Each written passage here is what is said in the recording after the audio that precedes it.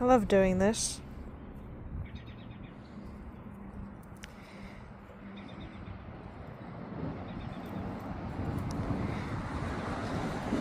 It reminds me of back when the world was slow. You didn't have to run by the clock. So it's March, which means it's getting close to buffalo shedding season.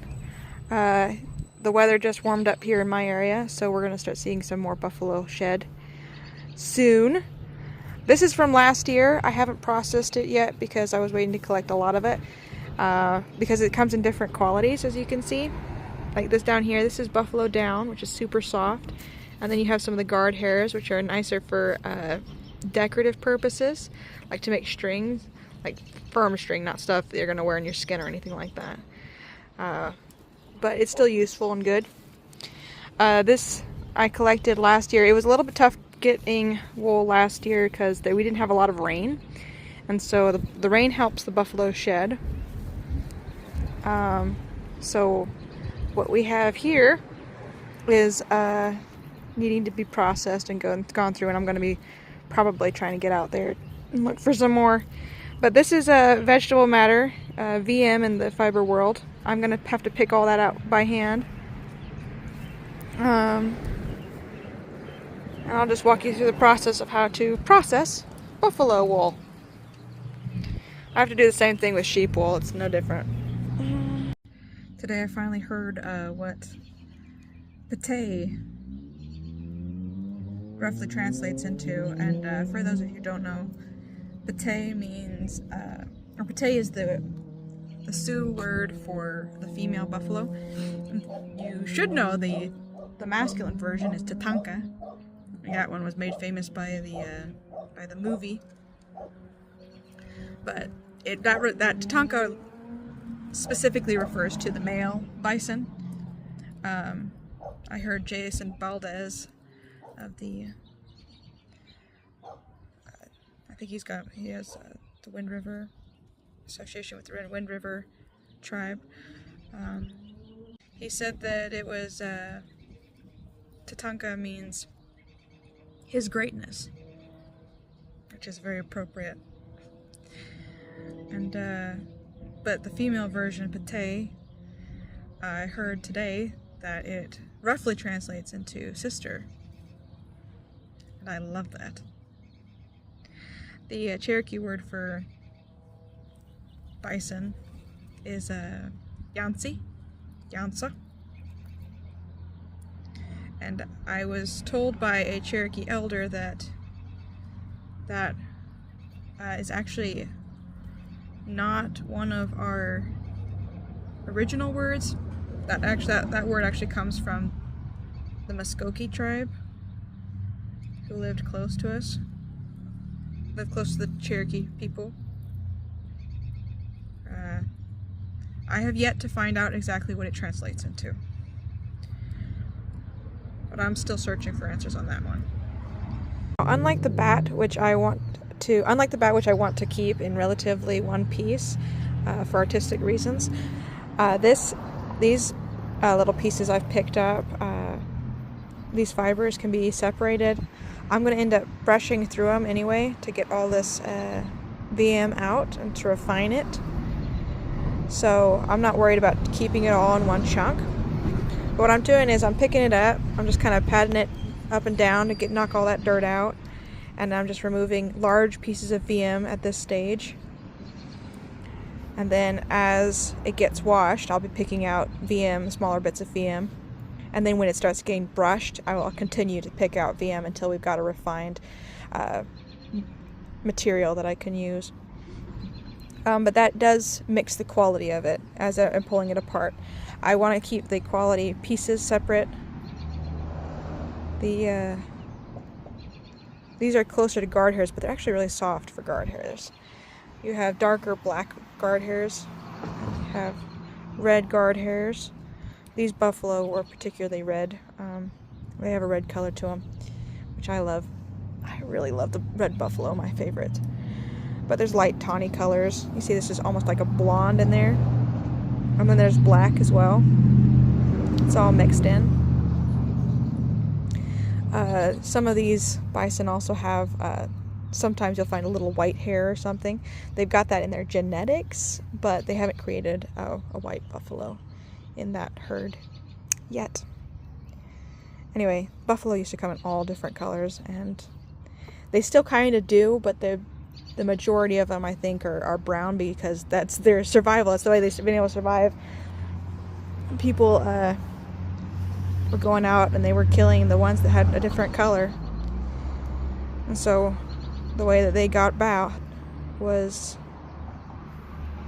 to not be unique, I guess. But if you're still watching, they're still unique, and it's still in their genetics. They can, if we get a wider range of buffalo genetics, we'll see the colors branch out more. But right now it's pretty much brown across the board.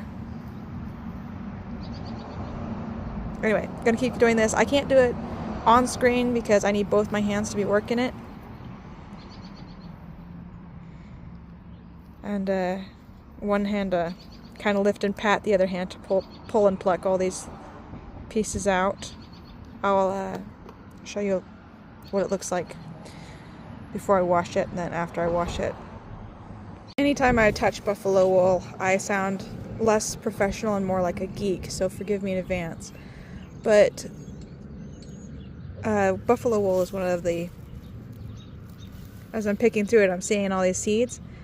This I think is storkbill. It's a weed that grows around here.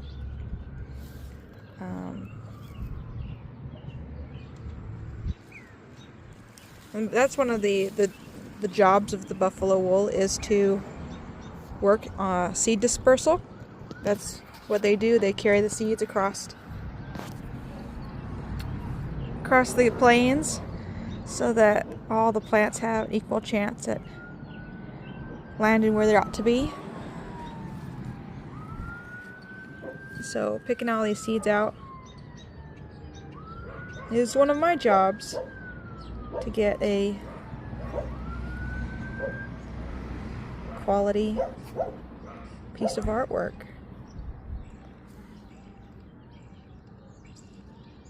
It's really funny how well the softness disguises the pricks. You know, I'm putting my hand, pressing my hand into it, try to feel for those prickers. And it's just soft. I know there's pricks in there. This side.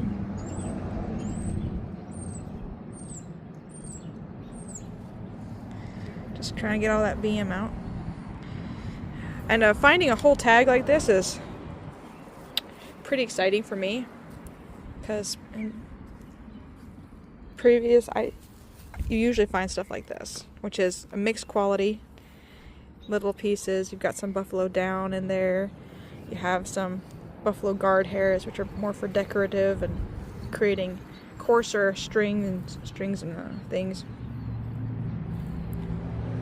So that's typically what you find, is more of a grab bag of quality, which I can use in my artwork, no problem. But you don't typically find big tags like this. At least I don't. Maybe some other people do, but I don't know any other people who collect or harvest wool naturally, honestly. People don't think that it's economic, but if you're familiar with art is hardly economic. You know, we don't work on speed and industry and all that stuff. We work on very delicate, take your time with it, quality. Art is quality. So buffalo is just perfect for that. Woo! So excited. I love working with buffalo wool because it's like working with buffalo. I just love getting as close as I can to them. But just picking out all this. This is a beautiful mat I found. It was actually under dirt, but it was all intact. This big, beautiful buffalo mat. And I think this is going to make its way into a lovely piece of artwork. That's just going to be amazing. But look at that.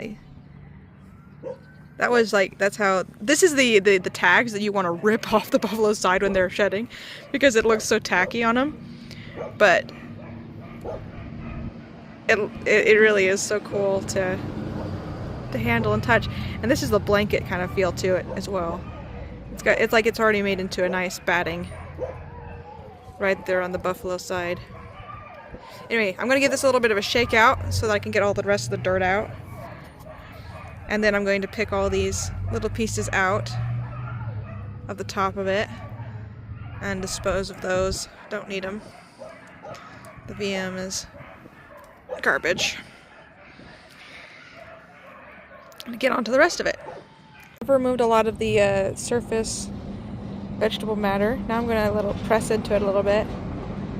Feeling for those little picks and props. So soft. Oh, I love it. This is the underside. This is the side that would have faced the buffalo's skin. And this is the outer side that would have faced out. Now, quality control happens at every step of the wool processing process. I kind of like saying that. So, I'll be probably removing vegetable matter through every step of it. But the first part is the picking part, where you have to pick out these little VM, these little foxtails. And then the next step is to wash it, of course. I'm going to have to be more careful washing the buffalo wool than I do my sheep's wool, because my sheep's wool is, it's not even as soft as this. It's soft enough to wear against the skin, but it's not as soft as buffalo down. This is buffalo down. So I will probably have to be very careful washing it so it doesn't felt up into a clump. Right now it's pretty well felted right now, but it's a soft felt and I like that. So we're going to try to maintain as much of the natural feel of it as possible, since we're going to incorporate it in artwork and not into clothing. It's so soft. If you feel jealous, you're not the only person. Like, I wish that there was enough of this stuff, like in the old stories that they tell in history books and stuff, where it literally blanketed large spaces underneath. I'm not feeling a lot of VM anymore. Where it literally blanketed large spaces underneath the trees where the buffalo would roll around and shed. And this stuff was just so thick it could be a blanket across the grass. And anyone could go and collect it. Anyone could harvest it. It wasn't a big deal. And we had pioneers and Native American people who were both harvesting it to use in clothing and other things. And I miss those days, and I wasn't even born in those days.